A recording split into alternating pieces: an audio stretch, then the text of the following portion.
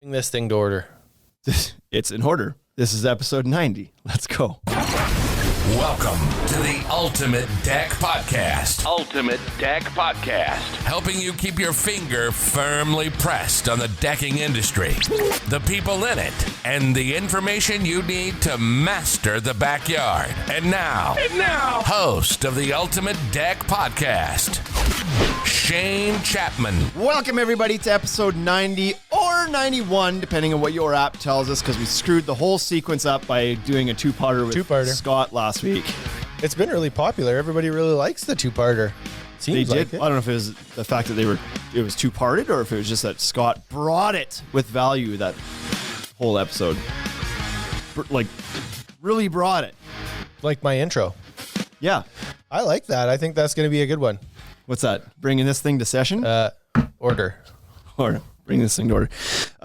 That you turned the button on when I wasn't listening. The guys who I didn't know we were introing. Yeah, no, I know you. Blah, blah, blah. You weren't stopping, so I just hit it and let's roll. So we gave a lot of value a couple weeks ago. Yeah. Last week softened the value a little bit. Yeah. No value today. Yep. This is like zero value. I guess it depends on what Bryce's questions are. There could be a lot of value here. Yeah. Okay. Could be. Or none. But Well, you'll have to listen right till the end, I guess. what we're gonna do before that though is that on Scott's episode we talked about the fact that McDonald's had donuts, and we wondered if this was a worldwide thing, if this is a Canadian direct missile shot at Tim Hortons. Well, turns out, yeah, it could be. Could be what? They don't have them in the Missile shot. States. Yeah, they don't have them in the States. So This it's clearly shots a shot fired. at Tim Shots Hortons. fired. And then Tim Hortons just down the street is closed. Right. Oh, yeah. Do you know why? Yeah. Because I know McDonald's, why. somebody from McDonald's coughed in their drive-thru on purpose. Yep. They COVID bombed them now. It's espionage now. They got the donut bomb. Right. They got the COVID bomb. It's like, when's enough? Right? It's a good thing I gave up Tim Hortons a month ago. Yeah. I just go to McDonald's now. In case you're wondering, Because it's better. Bruce says there's also not donuts at McDonald's in Australia either. I don't know if anybody was wondering. And I think we assume that. Nothing gets there for years after it happens in North America. I didn't even know they ate donuts there. You have McDonald's there? Let's start there. When the donuts show up, you guys are going to love them. Oh, you're going to love them. Donuts are so good. It's funny to be, I don't know, maybe it's not funny to him, being the Canadian looking at Australia, being Sure like, it oh, is. do you guys even have McDonald's? Because we get that shit all the time from All the time. Americans. Yeah. Oh, you guys live in igloos? It's like, now you get it from us. And they literally live on an island. Yeah. Literally. We're next door. Yeah. Yeah. In a kangaroo's pouch. Yeah, That's where they live. that's where they they don't live. have houses either. No. Huts. They have little grass huts. He's also still waiting for COVID. Don't worry. It's coming. It's thoroughly good. It's a good time. So I guess we should get to the donut taste test. Get to the donut taste test. So Bryce surprised us this morning, there's 5 flavors of donuts available at McDonald's.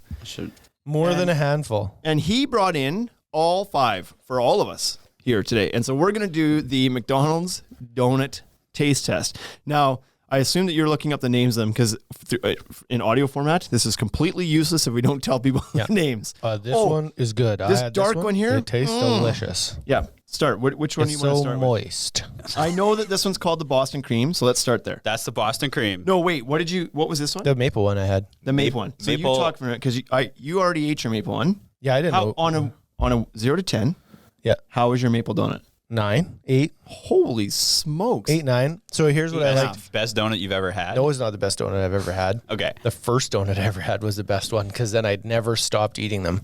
But so good texture with the pastry. And I also like that the filling on that was not super, super, super sweet. It was like, Maple caramel or caramel? Caramel. yeah, caramel. Unless, Cool move on Okay. how you didn't cut that. You just put that whole donut in your mouth. You can't do that at Tim Hortons because they're way too big. but These is are it, better. so I'm caramel. My wife's big time caramel. If I say caramel, she looks at me like I'm weird. But I do say caramel if it's caramel corn. Right. So yeah, it's either caramel or caramel. It's not back and forth. Caramel. It's caramel. Yeah, most of the Well, time. but that's not true because you're composite. So Yeah, but You don't I stand too forced strong. that long enough. We just talked about the white dude from that went to Nigeria and came back with an accent. That's me with composite. It's like I forced it long enough that it feels natural to me now. right. But anyways, it's still dumb. Okay. So how was that? Good. 1 to That was 10. a pretty It was good solid. donut. That's 7 or 8, right? Yeah. Like I really liked it. You were 9, then you were 9.8. No, 8-9. Then now Sorry, you're 8-9. 8-7. I was 8-9. I was 8-9. The further removed you get from the experience, the more your points are dropping. Yeah, well, that's how I think memory you're right, works. though. I think the filling could have been like super overpowering. But it's not. They It's did not. a really It's great good. job of it. It's great. Okay, here's a question for Bruce. On the Instagram live that we have going right now, Bruce is from Australia. Do you guys say caramel or caramel? And how would you And put that? he also asks, is maple supposed to taste like caramel? No. No. I forget that a lot of people don't know what maple tastes like. Right. We've always had it. Always.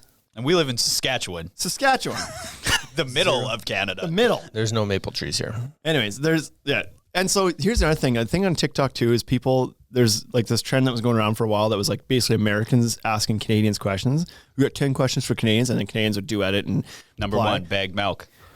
Yeah, so most of the things were just Eastern Canada. Like it was like Ontario is the only place that actually bags milk. That's not a Canadian thing. That's a We used to Ontario have it, though. You thing. used to have it. Nope. You've never had bag. Nope. I remember a time in Regina, you used to be able to get bagged milk. Was that back when they like delivered it to your door in a crate though? Yeah. So we're talking 30 years ago, 20 years ago. How old do you think I am? 30. I'm 30. I'm 32. See? Nailed it. Yeah. Oh, Not so there's where you're mistaken. 30 years ago, you were drinking milk from a bag. Oh. It was attached to your mom. There's the At confusion. 2? Yeah.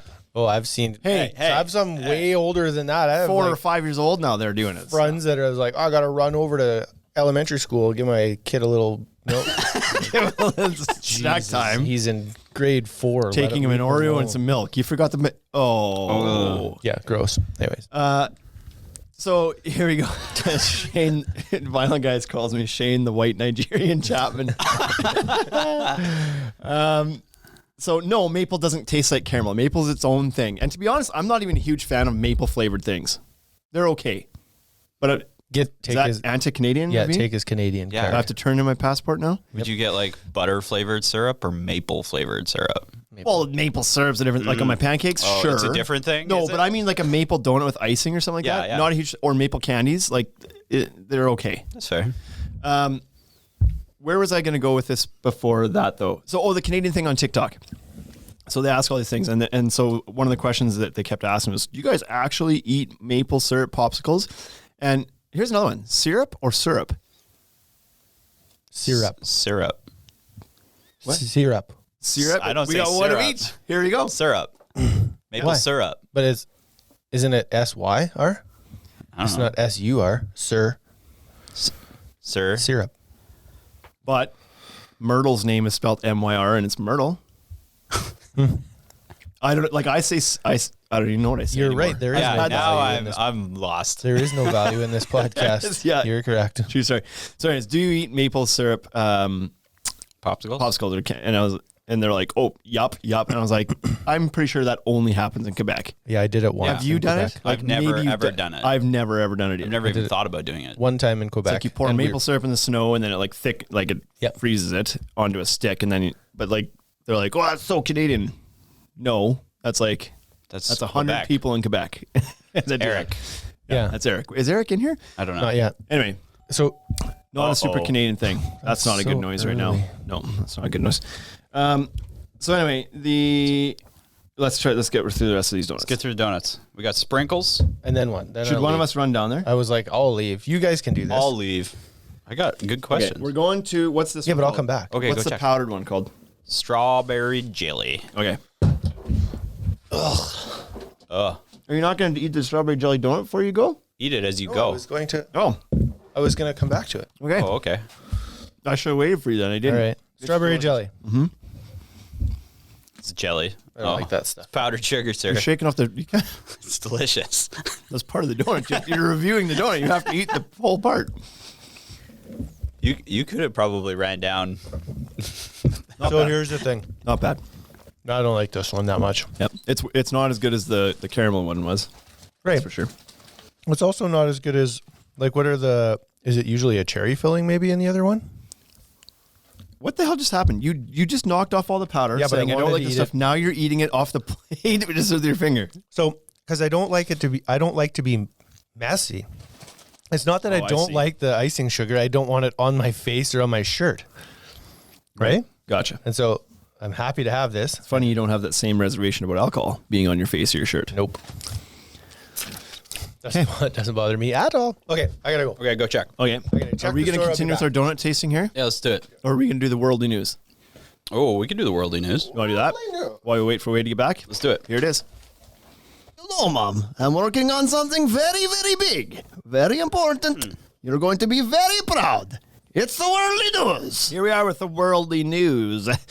I trusted that you had these ready. Yeah, Is I'm that ready. True? Okay, good. Here we go.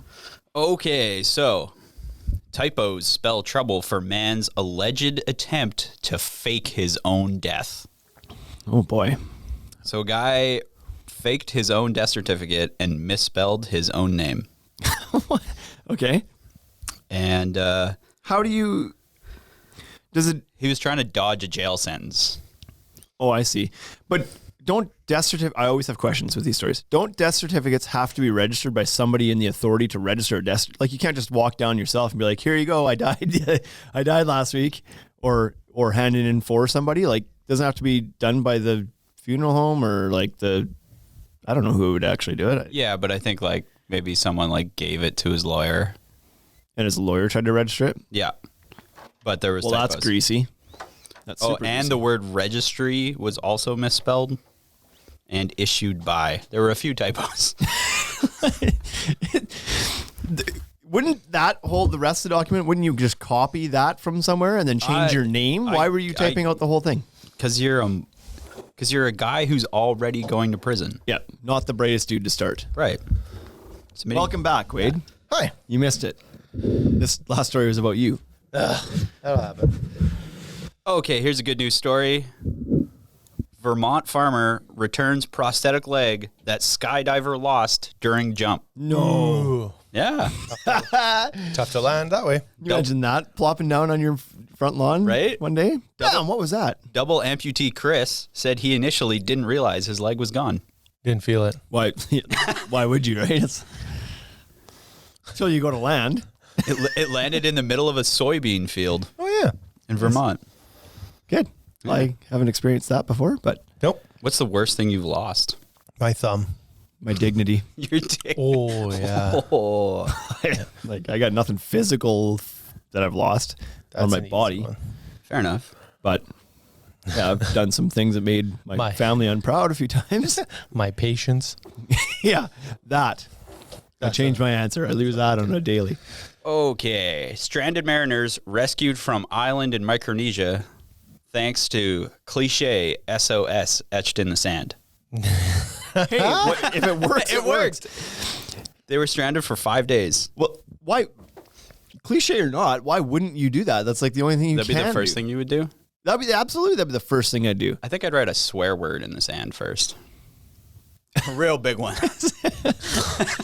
Yeah, but then the pilot just laughs and keeps flying. He's like, oh, look, somebody drove over there and wrote swear words on the sand. Somebody wrote ass on the beach. That's funny. Anyway, on to Australia.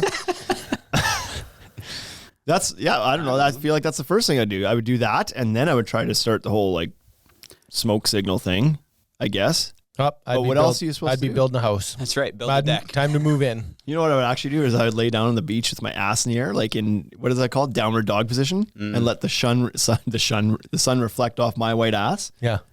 Right. They'd see me. Right. Have you seen that thing on TikTok about the perennial sunning? No. Perineal sunning? Oh, that's a lot different. Sorry, not perennial. Perineal sunning. Yeah, I was like, the perennial sunning Perennial, happens pretty frequently, like every year, Flowers actually. like that. Someone made a joke on TikTok where if you sun your asshole for 5 seconds, you get more vitamin D than suntanning. Is that how it was worded? Yeah. Or was it if you put your ass to the stars, you're likely to get the D? Have you heard that one before? I did hear that from somewhere, and I was like, this is Not come true? on, people. Like, you wonder shine your how starfish many at the sun people- and you wake up feeling fantastic. Like, that doesn't even make any sense. How many people on the podcast do you think are going to try this? Because we got some guys in here that I think might try it. They're outside all day, right? Yeah. There's plenty of opportunity. It's 5 seconds. Like, really? Okay, Mom, I'm working on something pretty big. Okay, the last one. Drug related. Kitty drug mule flees high security Sri Lankan prison, and it's an actual cat. So this cat was It's a drug mule? it's a drug mule cat. They put the drugs in the cat? Like They attached it to its collar, and they would send this cat into the prison Oh, yeah. to distribute the drugs among the prisoners, Awesome. and it would do it It's like the St. Bernard. Wouldn't you make the Same thing, cat yeah. swallow it? with drugs. It's pretty small. Like Why? if they see the cat walking with a collar and there's a little baggie, a little dime bag attached to his collar, it's not super non-suspect. The guards would be like, oh, the cat's back again. Yeah. Right? 1.7 grams of heroin, 2 SIM cards, and a memory chip rolled into a plastic bag. Yeah. Wow. So I thought the way to get stuff in and out of prison was to swallow it. I would put that down the cat's throat and wait for the cat to shit it out. That's how that's supposed to work. It's much faster to just take it off its collar. Yeah. It's faster, sure, and cleaner. Sounds like it was working for a while, too. Apparently this Nobody this ever prison, suspects yeah. the cat's going to be booking stuff in there. Yeah. They were trying to, Okay. the officers were trying to follow the cat back to the drug den in the prison, and then the cat just ran away. Oh, so they were letting the cat go, trying to trace him to see where where the And the final cat destination was. But the cat came back, right? Yeah. Yeah, the cat. Very next day was The there. very They, next day? they suspect that this cat has brought in like thousands of pounds of drugs. This one cat. So how does the so cat get in? good. Under the fence? Over the fence? I think they throw it over the fence. Throw the cat. I would assume. Yeah, you don't Cats wanna, always land on its feet. you don't want to get wrong in that. That's not true. I dropped a cat once that didn't. They got to be so high. You can't drop it from here. They don't have enough time to turn. That's how I did it, too. I beat the Matrix. I didn't feel bad because it didn't fall far. You know what I mean? Yeah. It was like it only fell like 6-7 inches, but it was not able to get turned around fast enough. So Okay, donut time. That's it for the worldly news. That's so it for the let's- worldly we got news. 3 more The donuts to worldly try. news. Which one would you like to get on to next there, Wade? this one. We got apple fritter. Yeah, apple fritter. That's what I grabbed. I have the apple fritter. Apple fritter. So, Okay, so far the caramel was number 1 easily. yep, not even close. The powder coated strawberry donut was number 2. It's last. Apple fritter. It's not bad. That's a decent apple fritter. It's a good fritter. Very doughy though, right? I Too said this doughy. last week. It's doughy. Too doughy. Way too doughy. You know, what are those? Honey crullers. I hate those. Oh, those are so good. Yeah, because they're like half uncooked. Yeah, they're Yeah. weird, but they're so good though. Those are arguably the best. The flavor on that is bang on. They need to cook that for like 1 more minute. Yeah. But I would take that over the other 2 that we've had so far. That's my number 1 so far. Whoa. Yep. Not mine. You're So going far- caramel, Yep. then what? Then fritter. Then the fritter, then the strawberry. Strawberry jam. I don't like strawberry jam. So it's unlikely that one's going to win. Yeah, I'm kind of the same. I'm like, I love raspberry jam, Raspberry and jam's way cherry better. jam and stuff, but Yep. strawberry is like, meh. Okay. Sprinkle time. Sprinkles. New England Deck Pros says the cat's got 9 lives, no parole. No parole. Strawberry. So this one's just a basic donut with strawberry icing and sprinkles on it. Mm-hmm. That one's dry. Mine's dry. Yeah. Yours This will one's also be dry. No good. Is yours dry too? Mine's super dry. I feel like we got a bad donut there. I don't know that I want to eat the rest of this. I think that one, I've had that one before and I don't remember it being dry. I think we got yesterday's strawberry sprinkle donut. It was fine. That one's the bottom for me. It could have been up there, but too dry. So do you guys like your Boston creams with pudding or Oh. whipped cream? Either or, but whipped cream, probably better. I feel like that's a real Boston cream. That is. So I used to like the pudding ones more, I think, because that's how Tim Hortons does them. They have pudding in them, like custard or whatever, right? Mm-hmm. But Robin's Donuts has real whipped cream. So good. So good. Much better. Okay, we're down to the last one. What These if it ones was whipped pudding? These ones have pudding. McDonald's went the pudding route on the Boston cream. I like. I've the always top called more. it custard until you just called it pudding. Now you have me calling it pudding. They're the same thing. Okay.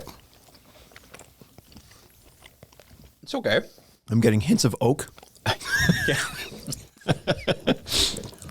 Really vanilla flavor. It's pretty good. I'd prefer they use a different chocolate. Yeah, it's not chocolatey enough. It's too chocolatey. Oh, really? You I went think with it's too milk dark. chocolate. Yeah, I'd prefer more towards the milk chocolate than the dark chocolate that just was. And so I like dark chocolate, so I like that one quite a bit. Okay. So if you had to buy 6 for your crew, what would you buy? An assorted pack. Just to start. Yeah. Keep it simple. The one you hate gets the sprinkles, Yeah. the dry sprinkles. That's Oh, how you boy. can tell your staff So how who would you your rate favorites these? are. How You'd would be you like, rate these? and you get the sprinkle one, and you get the jam one. Okay. The maple Oh, that's your number one, hey? maple caramel, number 1. Yep. Then the Boston cream that we just had. Okay. Then fritter, then jam, then sprinkles. Okay. I think I would go. I'm underrating that caramel one in my mind. It was actually really good. It was excellent. The caramel one was the best. Yeah. I might have to. I said before that I would take the fritter before that one. I don't know if that's true. So the caramel one was really good. I'll give that one number 1. Fritter number 2. The Boston cream number 3. The sprinkle one, strawberry, number 4, and the strawberry just plain one was number 5. Only because it was dry. No, strawberry sprinkles was dry. Strawberry and sprinkle jam yeah. was 4. Sorry, jam was 4 for me, and strawberry sprinkle was 5 because it was dry. Yep. If it was not dry, it probably would have been arguably a number 3 even, but Yeah. for sure a number What? 4. Really? Yeah. Yeah. I think if that fritter was cooked a little bit more, the fritter would have been fritter at the would top. have been way better. Flavor yeah. was all over. Fritter's 3 for me. Caramel, Boston cream, fritter. Strawberry jam, Yep. and then Sprinkles. sprinkles. Bryce and Sorry, I what were your top Bryce 3 and I then? have it the Sorry? same. Caramel, Caramel, Boston cream, fritter. fritter. There you go, Top folks. 3. If you're going to do any, because we all agree what the top 3 are, the order might have changed, but they were the same top 3.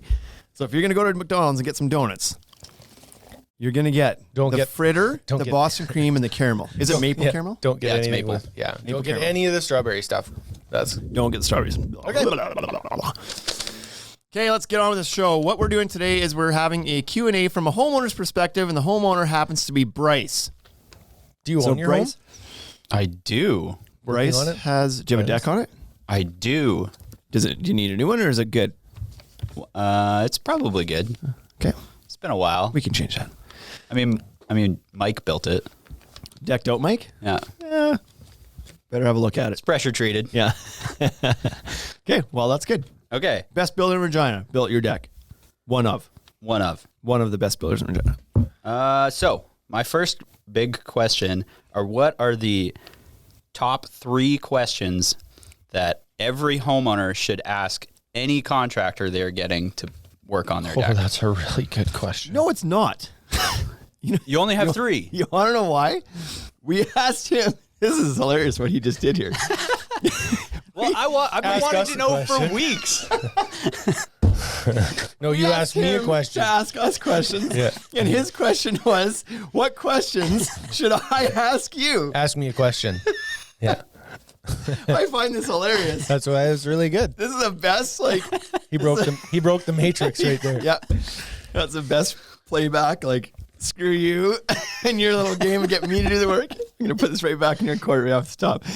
So sorry, the question again was, what 3 questions should every homeowner be asking? Their contractor. Their contractor. So it's like you're gonna evaluate your contractor. What do you need to ask them to know that you have a good contractor? Is that what you're after? That's exactly what I'm after. He answered a question with a question and now wants us to answer his question with the questions. This is perfect. So what 3 you should ask a contractor? Okay, I think I would, like, one of the first things I would ask would be about the contractor himself. I think What's your favorite beer? But I think before you even get to the point of talking about your deck, the first 2 questions should probably be about the contractor and his abilities and experience. So I would want to know most about him. If we're talking about the first meeting, I'd want to know, like, are you insured, registered? How long have you been doing this? And do you have some, like, examples of your work or some references? Portfolio, yeah. So, like, word them how you want, but my first 3 questions would be around that, learning who this guy is, because what you put on your deck is secondary. Who cares if it's, like, well, Trex would care if it's Trex or whatever. But No, but you can put treated, and it can look amazing. And a treated deck by a good builder looks better than a composite deck by a shitty builder. Correct. Yeah, you need to weed out the builder before you start choosing your material Products. Not before, but the first questions to the contractor should be about him Yep. or her. Or her. The business or whatever, to make sure that you're hiring somebody good. Okay. And then you can go through the details So of insurance, time in the industry, some like how long you've been doing this, their experience, and then portfolio. Some references or some work that you can see, whatever. And I would want to make sure as part of that you have the ability to verify this stuff somehow. So I don't want to be like, how long have you been doing this? 17 years. Oh, sweet. Okay.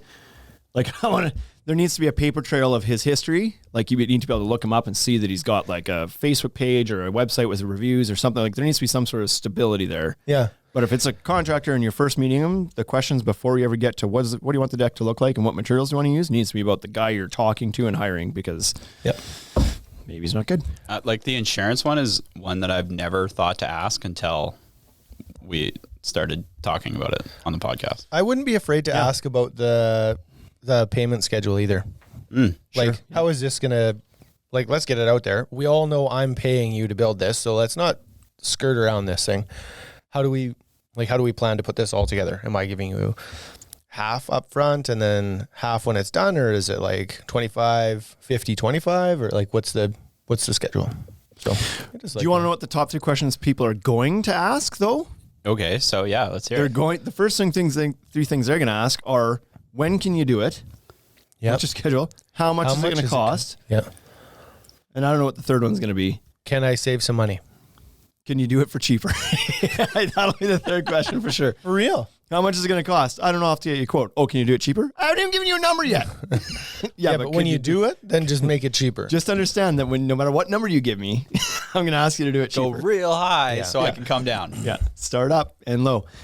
So, do you own a Trex off? And do you own a Trex off? Do you own a Trex That's the first question. 100% agreed. First question.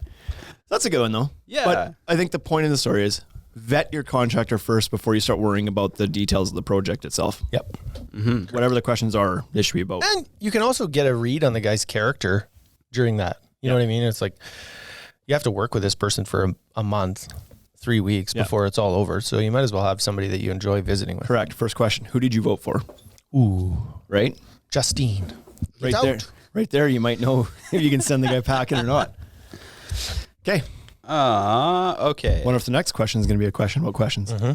What is the best time of year to call for a quote? October. The earlier the better is the short answer to that one. I would say if you haven't called by... Mine was late. But you're planning for the next year. Yeah. If you want a deck built in the spring, you should be making those calls like no later than kind of January, February. Because on a normal year, of which this was not, but on a normal year, a lot of the good builders are booked up. Like they're going to start building in this market usually around start of April. In some warmer markets, it'll be March, whatever. But in other markets, they don't stop. But if it's in a market where you do have a down season, you want to get ahead of when the season's going to start by a couple months. Yep. So if 2 months, if we're talking before the season starts, is a good answer. Yeah. Do you think that'll improve the quality of your deck because it'll be the first deck out? No, I think good builders are going to give you a good product regardless of when they build it. But you're right. Like I see where you're going with that. Yeah. By the end of the season, they may be burnt out and tired and just want to get the season over with, kind of thing. But the good builders aren't going to let that affect the quality of their work. I don't think.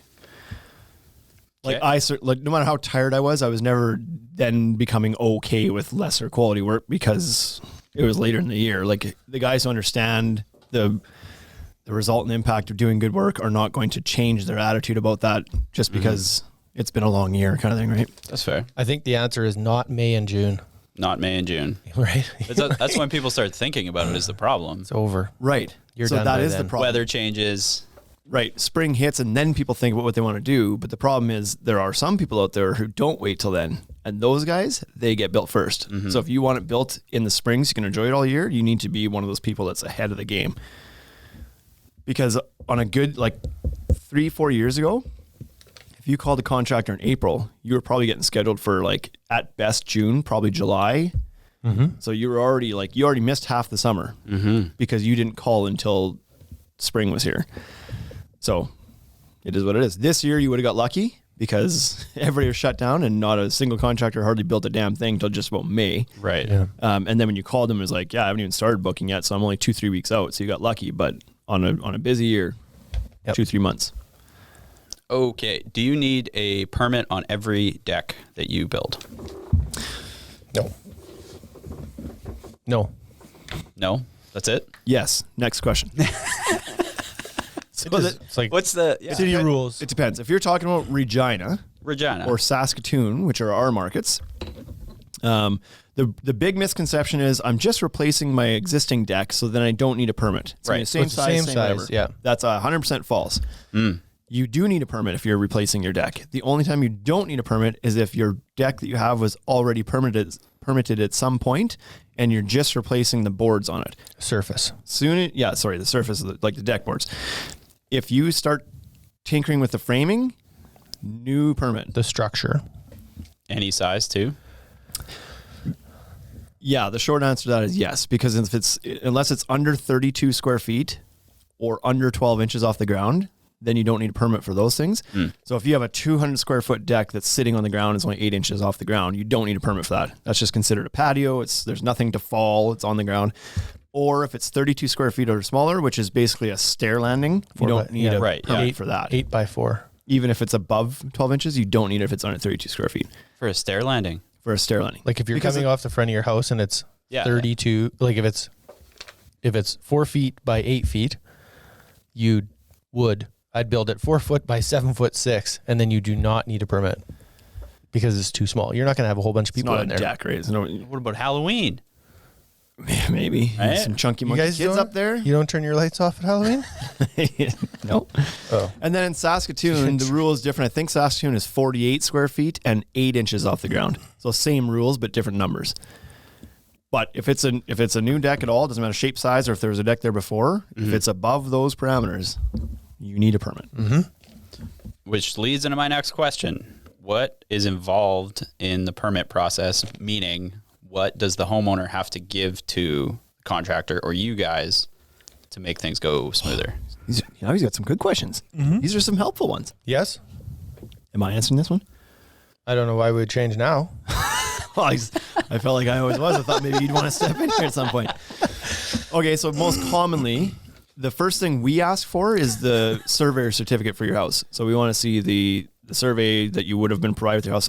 Shockingly, It's hard to track. I don't think I could track mine down. right. I do actually know where mine is only because we bought a new house and you get your portfolio and I know it's in there. But in my previous places I've been in, there's no chance I knew where that surveyor certificate was. Yeah. But people always come up with it. They're clearly well more organized than I am, but they always end up finding it. So, but if you don't have that, at least, and again, this is something, if you're listening from other markets, you got to check with your local building department because it'll be different. 100% it'll be different. Yes. But here, if you don't have that survey certificate, that's fine, but you need to go map out, basically need to survey your property yourself then. You need to go out and like mark your lot boundaries, mark any buildings and accessory buildings and structures that are there already and how, like the distances between them, and they need you to basically create the surveyor certificate, but they're okay with it just being a hand-drawn map of your yard. Yeah, because to get a surveyor's certificate, if you can't find it, then to have a survey company come out and actually give you a surveyor's certificate, it's like $600 or $700, right? 15. $2,000, yeah. 15? 15 minimum. Yeah. Why? Like, I was going to say a couple grand for sure. yeah, awful. So he would know the answer to that question yeah. pretty well. He left a surveying company I to used get to here, work at a whatever. survey company. And apparently, according to Bryce, your surveyor certificate that they provide only legally valid for 24 hours. Yeah. really? Yeah. So city doesn't care about that. You can pull out a surveyor certificate from 1968. They're like, good to go. Ground doesn't move here. Yeah. So anyways, that's the first thing we ask for because that just makes the whole process easier. Then nobody's got to go map out the yard. It shows the buildings, it shows the property lines, it shows everything. It shows any easements typically on a surveyor certificate. So Those you are need to know important. that. Yeah, you don't want to encroach upon your easements. You need to know. They need that. In our markets, you also need a signed application from the city. So that's the only pieces. If we're going to do the permit on the behalf of the customer, then that's all we need from them. Get us a copy of your surveyor certificate and sign the application. We can fill out the rest. If you're doing it yourself, the process is fill out the application completely, provide that surveyor certificate, and you basically have to draw your deck shape and size onto that, and then provide the measurements from that deck to the side property line, the rear property line, to the garage, like everything around it, how far it is from everything. Because there are rules, like in Regina, for example, even without easements, you have a 3.5 meter setback, rear yard setback at the back that you have to abide by, and then a 4-foot setback on the side of the house too. So Correct. you gotta, have to be within those things first of all, and then they need drawings. And so the application package asks a whole bunch of questions about just like your personal information, your property's information, and then about the materials that are going to be used on the deck. And then you have to provide drawings of the deck itself, pile locations, pile spans, beam size, beam locations, shape of the deck, joist spans, material you're using, how you're attaching your ledger, your railing style you're using, what type of decking you're using, your stair rise and run.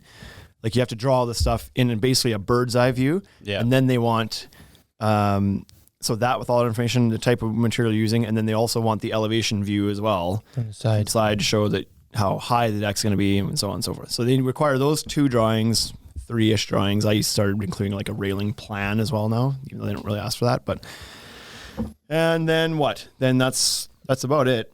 It ends up being like a 10-page package.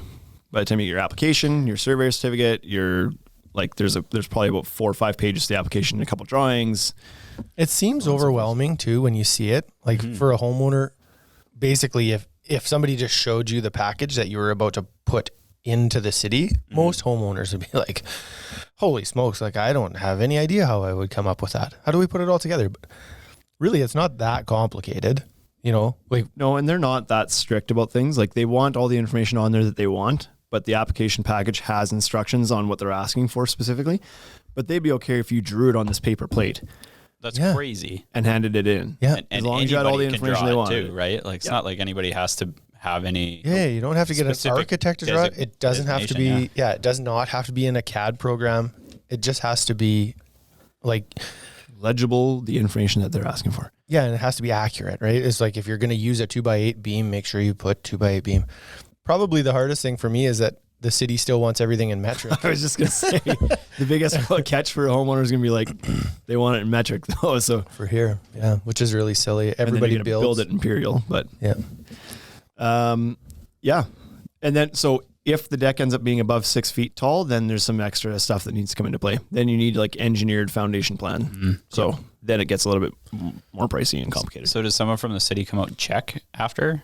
Yep. They're supposed to. They're supposed to? Yep. You're supposed to call in for a final inspection. Here they stopped doing a framing Yeah, inspection. they did a last year. framing inspection, right? Yep.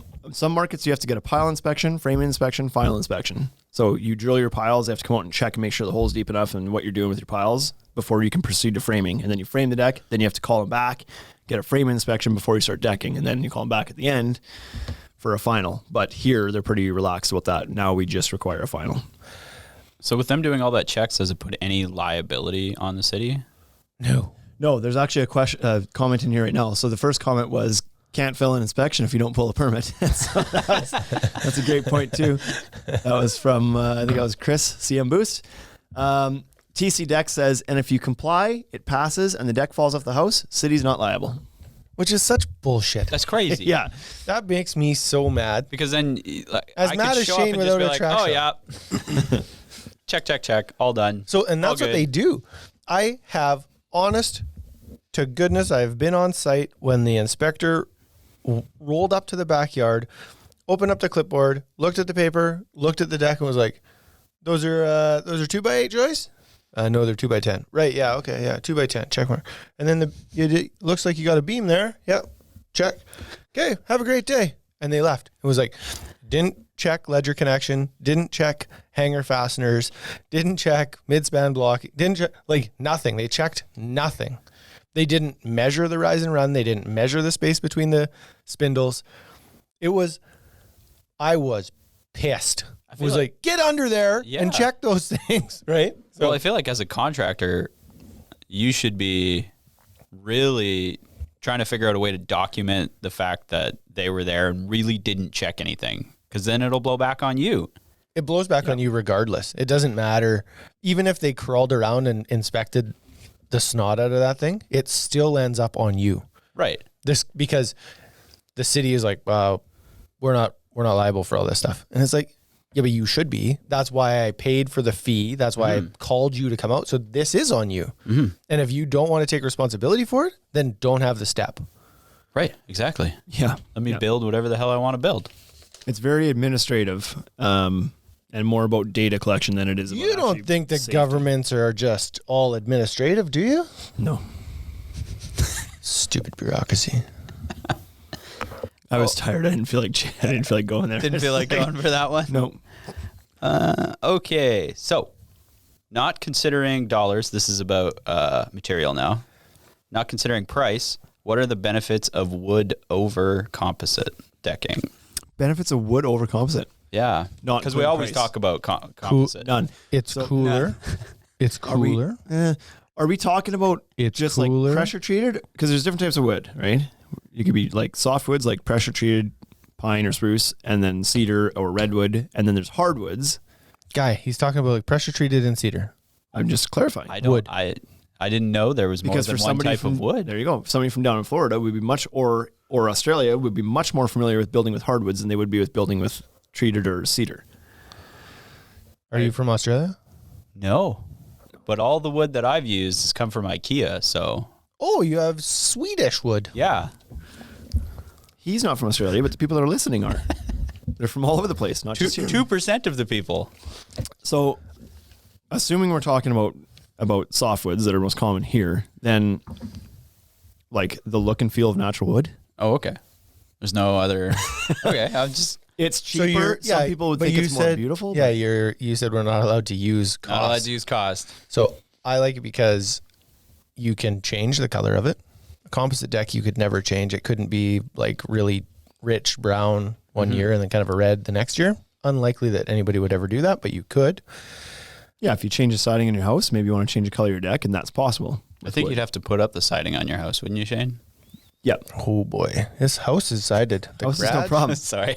If I built a deck on my garage, Is that what it we'd have a was? problem. Listen, that's been done for 2 years now.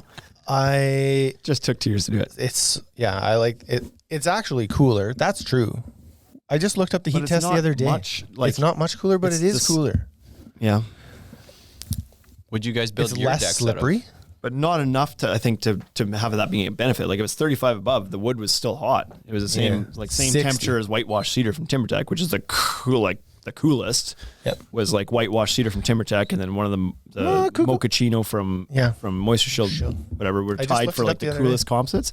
But the I think those are 63 point something, and the treated and the cedar were 62 point something and point something. Yeah. They're like half a degree difference. So it's you know. I did my deck out of Winchester gray from Trex.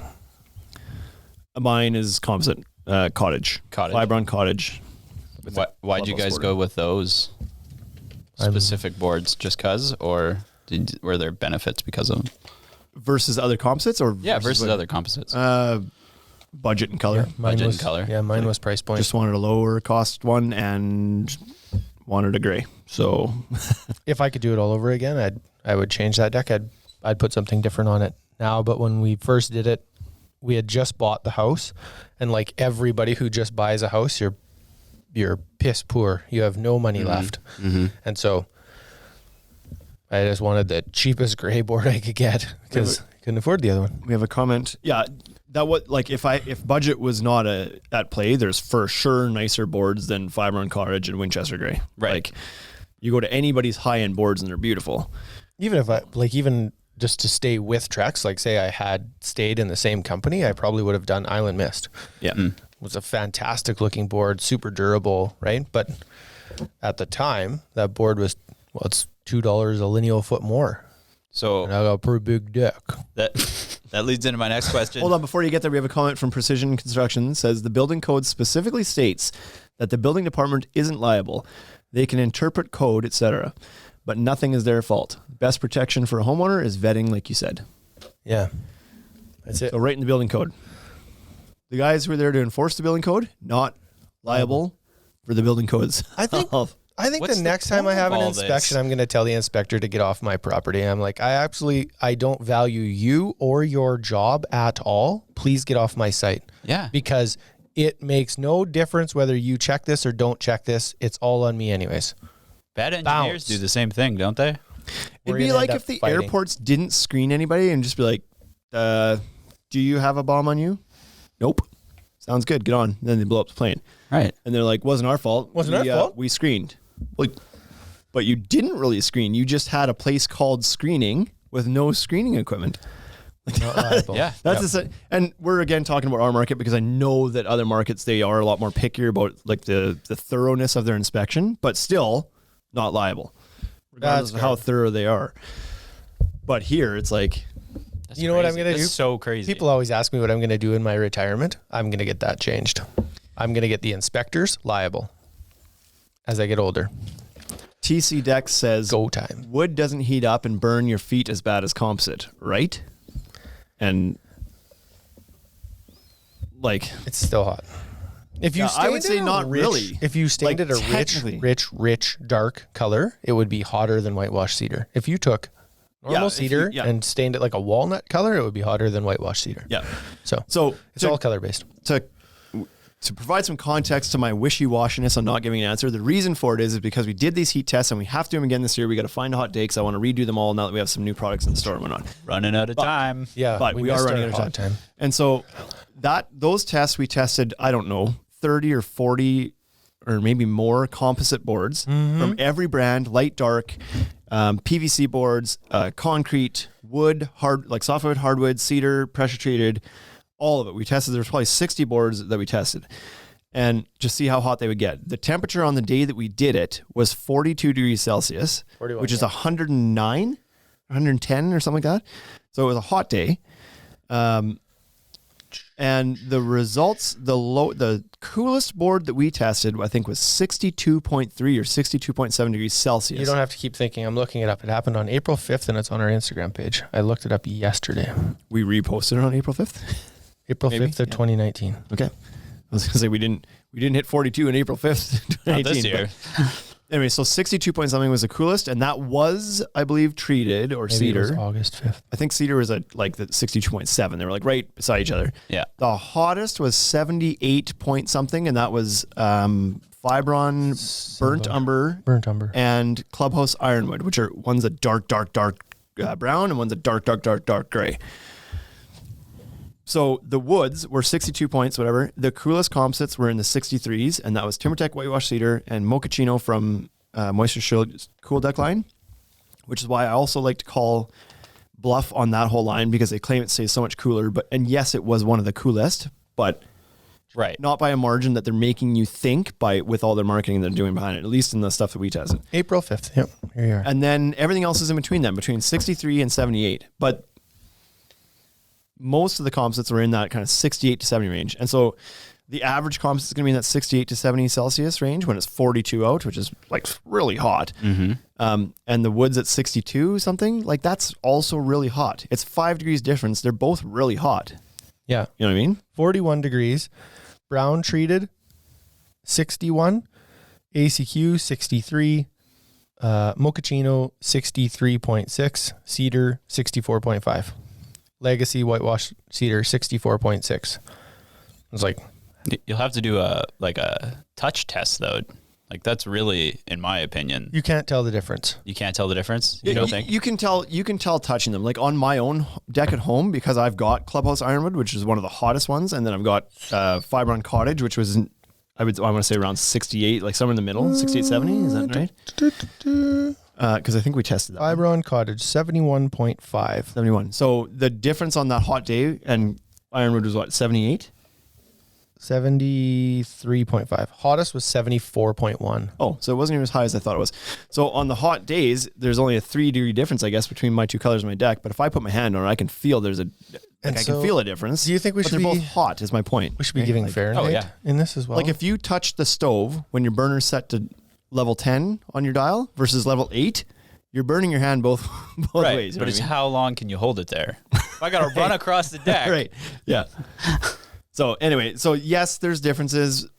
Yes, technically on paper, wood stays cooler, less hot than composite, but it still gets hot is the point, I guess. Because when people say cooler, you're implying that it's like, like cooler is just a bad word to use with anything that sits in the sun. Nothing stays cooler. No. not even my Ice. drink. Not No. even your drink. So there you go. There's no advantage to building with wood over composite. I don't think that's true. I like wood quite a We have a bit. question in here. I mean, so does 80% of the market. Yep. AZ- says he didn't know it gets that hot in Canada, and I think I'm that here to tell you it does down here and now. there. I think that's just like a cost. The reason Yeah, it's just a cost. I thing, believe right? that I believe the reason 80% of all decks built are with wood is cost. Mm-hmm. Not because people love it. Yeah, because if somebody actually really likes the natural wood, but it's not a budget play, they're probably not using treated anyway. They're likely at least going to use cedar, or they'll use a higher end heart. Like now that there's that thermy, Yes. like heat treated stuff that's out there, you could use ash, you could use oak, you could use whatever kind of wood you want, or you could use the traditional hardwoods like the Ipe's or Red blouse. Blouse or Umaru or Yep. Moringa. there's a lot of different ones you can use if it's not a budget reason. So, and people do. There's some of those people out there. We had a customer a couple years ago. They ended up doing the Moso bamboo, but the wife of the couple was like, I'm not going to do composite. I hate the feel of plastic. I don't want to walk on that. I can't. She tried because it was like, well, here's what's required to do. She's like, I don't really want the maintenance, but like, I just can't. She'd take her shoes off in the store and she'd walk in them. She's like, nope. And so they went wood, and it wasn't priced at all. They bought a wood that's as much as the composites are. So some people just don't want plastic. So what other type of, like, other than like bamboo and hardwoods, what other unconventional materials can you use on your deck? Before we get to that one, Precision, Scott says, when the wood, he's trying to guess at a reason to use wood. He's like, I feel like he's saying, I'm going to read it like I'm reading it in my head. When the wood rots out, you can run it through the chipper for mulch. Like really reaching for a, so sure. Unless it's treated, and you're not supposed to put that in the ground. Yeah. Was there a few questions above that? Yeah, there was. I thought I caught them. Oh, yeah, I was going to read Spa Bananas here. So AZ- said he didn't think it got that hot in Canada. And yeah, like between June and September, you can get some pretty toasty days. Like it's as hot as anywhere in 100. those months. It's just that it gets equally as cold in the winter. Yeah, 100. Saskatchewan has the highest temperature Swing flux temperatures, in right? the world. Yeah. It can be 100 It's like 100-degree easily swing. through summer. And then in winter, like if I'm talking Fahrenheit, then it's like minus 30 in Minus 40. In It's like, winter, yeah. Yeah. Is that 'cause 40 is it a Fahrenheit. minus There's 40, a it's spot equal? where it They hits tie, equal. yeah. So it goes minus 40, and then it can be as hot as, I believe that we've hit like a 104 or a 109 this year. But this is also like, it's no different than the States. The temperatures that Hawaii gets are a lot different than the temperatures than that New Jersey would get, right? Like we're in Saskatchewan, we're harsh, to your point, gets very hot and dry in the summer, gets very cold and dry in the winter. If you're from Vancouver, you don't see snow very often. It's 80 to 90 in the summer and it's 70 to 80 in the winter. Yep. But wet. But rains 200 all days a year, right? Like it's very moderate, humid climate there. Yep. And if you go to the other coast or you go to like Southern Ontario, well, it's more like us, but it doesn't get as cold as we get, but it does get as hot. So it's all over the place. Spa Banana says, thanks again for all your folks' advice. Went ahead with TimberTech Reserve Driftwood. Ended up being the best color and texture for us. Have you folks done any installs on the Reserve collection? No. We sold one though. That's a brand new in this year. We sold a couple, I think, Yeah. but it wasn't install, jobs that we were involved with. It was just a homeowner that bought it and did it themselves. It looks great. But I mean, it's the same profile as any TimberTech as far as install goes. There's nothing different with it. Yeah, Loved it. Looks great. Yeah, it looks great good. texture, great colors, good board. That's all I got to say about that. So what other unconventional? Oh, Okay, There was More? one about the more? terrain. Yeah, there was one about terrain. like TimberTech. Oh, right there. Go up a little bit. Right there. Just read. See how they have the words Oh, under what the name? was the temp for Vintage Line? Is that the one? Yeah. What was the temperature for Vintage Line? I'm sure we probably. Ooh, Vintage was that out when we did that? So you have slate gray. It might not have been out when we did those tests. That was because Vintage came out about. Vintage. You did dark hickory. No, Vintage came out So you in did 2017. You did dark hickory, and it was 70.3 or 158. And so, like, the temperature outside was 41 or 106, and the board tested at 70 or 158. So 70 degrees for dark hickory as compared to Clubhouse driftwood, which they're both dark gray colors. Actually did stay a little Ironwood. cooler. Clubhouse Ironwood. Clubhouse Ironwood, yeah. So, and then Clubhouse Ironwood was 73.5 and 164. So a 3 degrees Celsius difference. So the AZEK did stay a little cooler on a color that's very similar, although Ironwood's probably a hair darker. But I would have liked to have seen that in Coastline, not the dark one. but there should have been a light one from that line too. Or did we just choose a different? It wasn't vintage at all, maybe. The problem with that though is that there's this constant claim that AZEK stays 15% cooler than other PVCs, and I've never seen that. AZEK Harvest is Like you can give them 5% coolest. based on that test there. Yeah. 5% maybe. But again, like I said, the color is just a hair darker, so it's probably not even that. 15%, I've never seen that. Nope. And Moisture Shield's claim 30%, not a Nope. chance. I had a girl, there was a lady that came in yesterday and was like, what about this cool deck technology? Yeah, it's called the hose. I explained it to Seriously? her. It was like, that's too bad. Yeah, seriously. Did you guys find any, like, I don't know how you guys tested it last year, but did you notice that boards would get hotter faster? No. Because that would seem to be like a really... So we would Just have put it out in the yard. we would have the data to potentially to do that. Maybe not, because we tested them at 3 different times because we wanted to make sure that they were like what those numbers are averages of 3 tests about a half hour apart. But we put them out there early in the morning, like probably like 9 o'clock, and we didn't test them until something like 2 or 3 in the afternoon. So we let them really like sit out there Let and them cook. gain traction. So the first test would have been well after they were all heated up. So no, we didn't test how fast. My thought is that they probably like between the different types of material probably doesn't make a huge difference. The color obviously will. The darks will get hotter faster, I would think. But they will cool off at different rates because like composite, for example, is very dense. It holds heat. Right. And whereas PVC is cellular, it's got a lot of air pockets in the middle of it. It cools off almost immediately as soon as it's in the shade. So it doesn't hold and radiate the heat for as long. So, but we didn't test that with numbers. That's just how it is. We know how it's. That's just how it is. We said so. And now you know. So. AZ Dash. So not much difference in temps between AZEK PVC and their composites. No, not the actual temperature in direct sunlight will be very similar. Yeah, so they're like their legacy line, we tested at 64.6. So it was like the lightest one. What color was that? Whitewash cedar. Yeah. But we didn't test the mocha. You know what I Right, mean? okay. It's a color play. It's not a line play. It's mostly it's color. Yep. So then would it be potential that the ones with the grooves in the back? We're gonna have to restart this Instagram. So sandy birch, which has the scallops in the back. Yeah. And that is a TimberTech composite in their entry-level line. Sandy birch is a really light color. It was 70.6 degrees. And AZEK vintage, like a full 1-inch board. profile, dark color was 70.3. So a full dark PVC was cooler than a scalloped light composite in their same line. Oh, that's interesting. Same in the same company, right? So AZEK 70.3, TimberTech Sandy Birch 70.6. The moral of the story that we took away from those tests when we did them was everything gets hot in the sun. Was the first one. There's none of them. There's none of them that stay comfortable when it's 42 degrees out.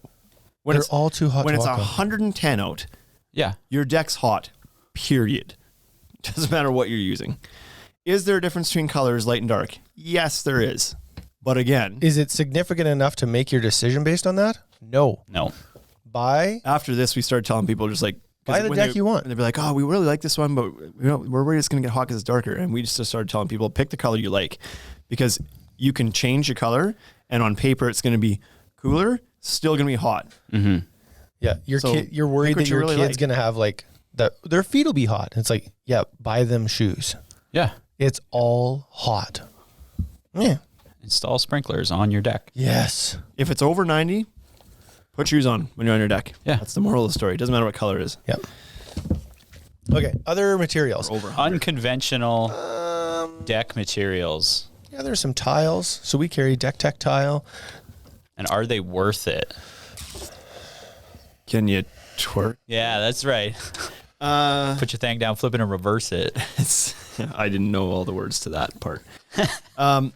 Yeah, we've got the Deck Tech tiles. They're a concrete tile with a fiber mesh layer in them, so they're very strong. They install on standard framing, so which is like there's other tile systems out there, but they're expensive, or you have to beef up your structure to support them because they're heavy or something. But the Deck Tech is actually fairly slick. It installs on 16-inch center framing just like any other deck would, so it's kind of neat.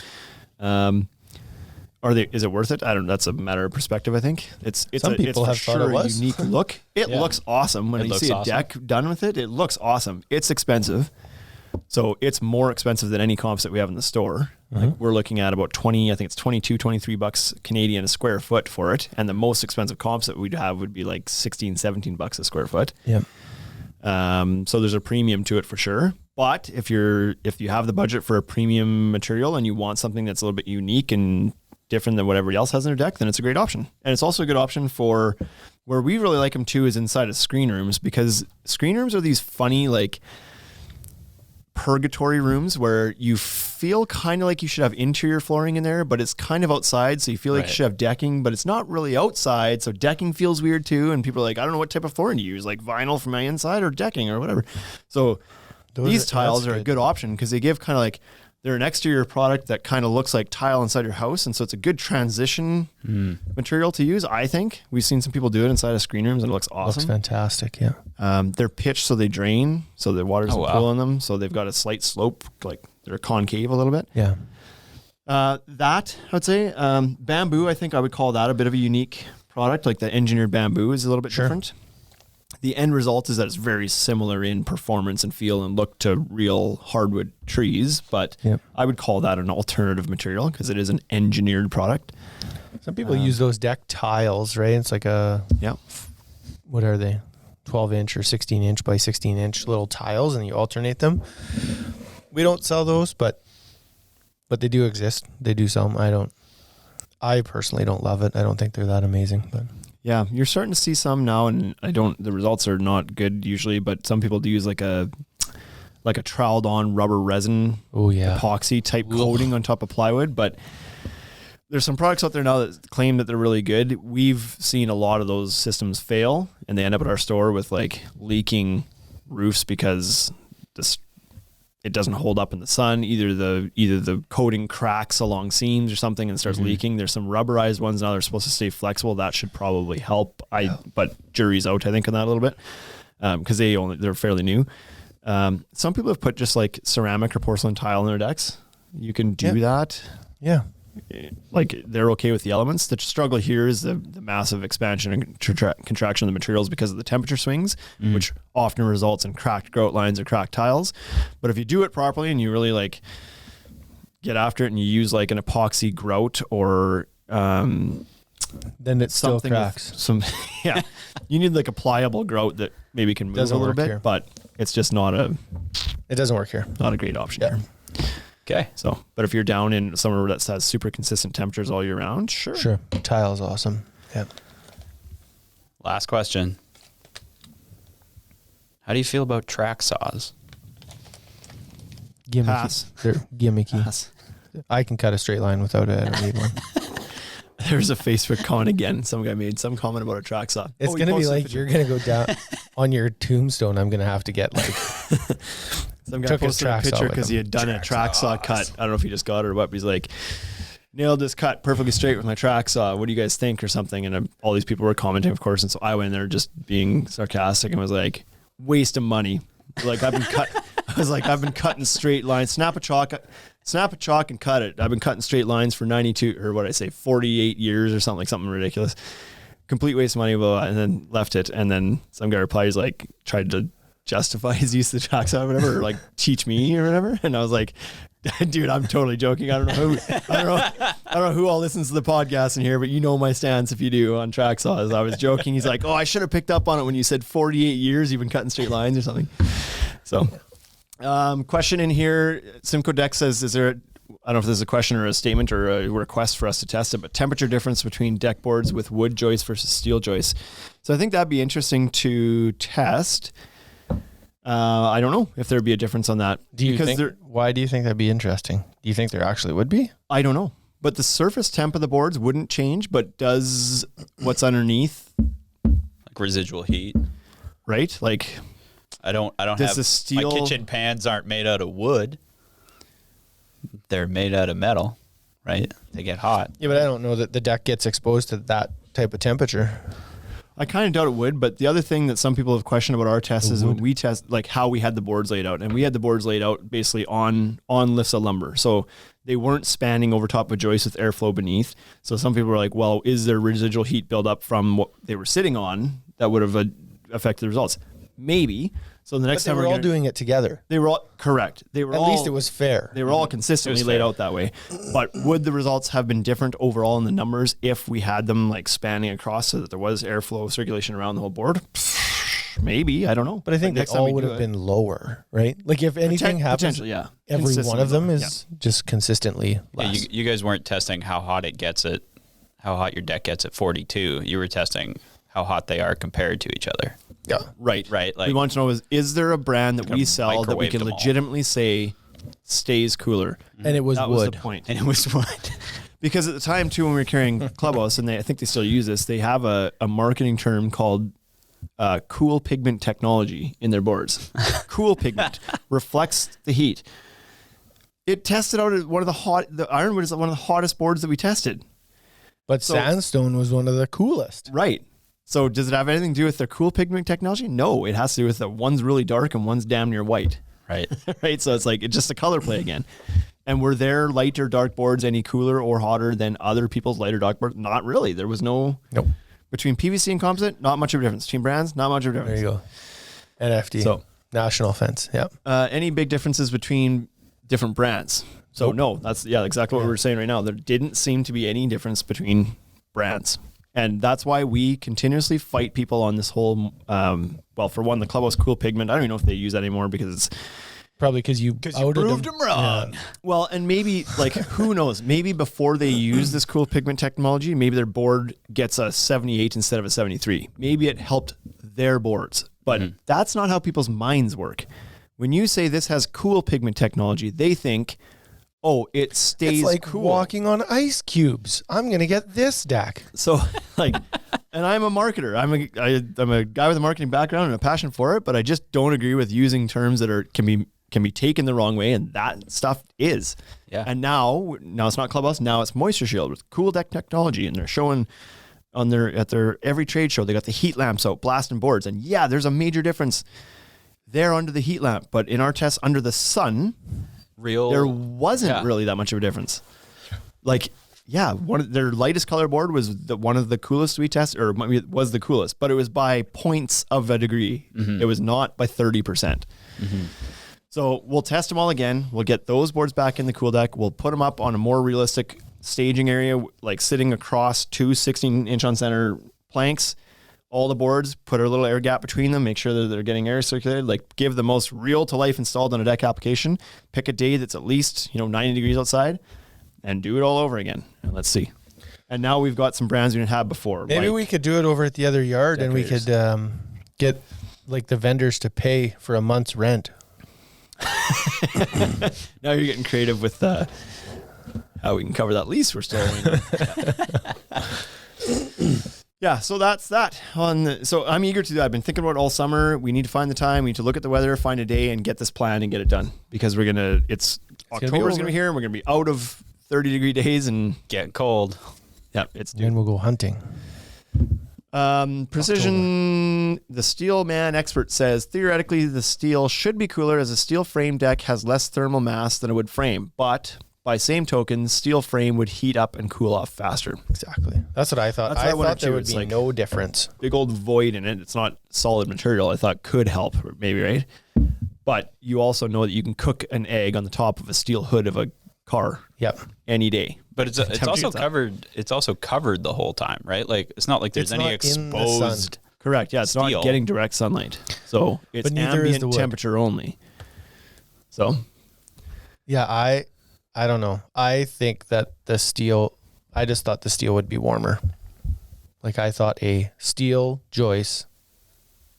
thought decking on top of steel joist would be hotter than decking on top of wood. Well, let's test it. I think we're gonna have part to of the test it. test. Because I do think if you left steel and wood out in the sun, the steel will be hotter to the touch for sure. Yeah. But ambient temperature is a different thing. The moisture shield test under the heat lamps proves to you that ambient temperature is a different thing from being in direct sunlight. So TC Dex asks, when is Trex going to catch up with demand? I don't know the answer to that from the whole market, like all of North America. It's like winter.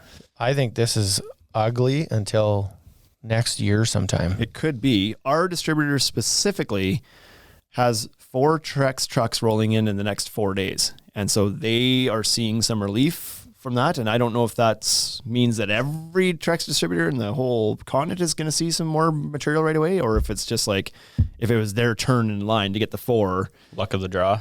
Who knows, right? It's going to be a while. I think it'll be a while before everybody gets their coffers stocked up again. This is a whole year problem. Everybody's been saying that as far as lumber goes and composites and everything. Everybody's saying like expect these delays all year. Yep. It's not over in September. And imagine like Fibron, they turned off their fascia plant. Yeah. It's like, you're not getting fascia from Fibron until next year. So when do they catch up? Next year. Next year. Yeah. If that, like who knows when this whole swing stops. Like, no, everything is very unpredictable right now. And then everybody stops building decks next year. I hope not. No. Yeah. Okay.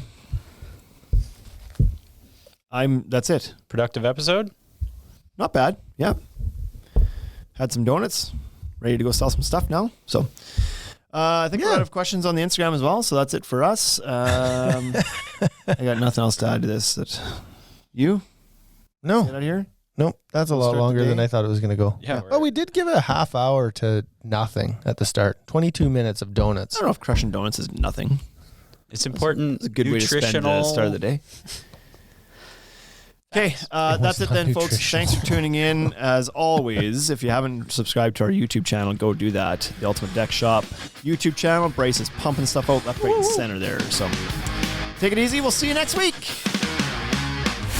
You've been listening to the Ultimate Deck Podcast. Ultimate Deck Podcast. Brought to you by the Ultimate Deck Shop. Shop with us at www.ultimatedeckshop.com or check us out at all the social networks we can keep up with. Hit us up for any collaboration or sponsorship opportunities. Thanks for listening.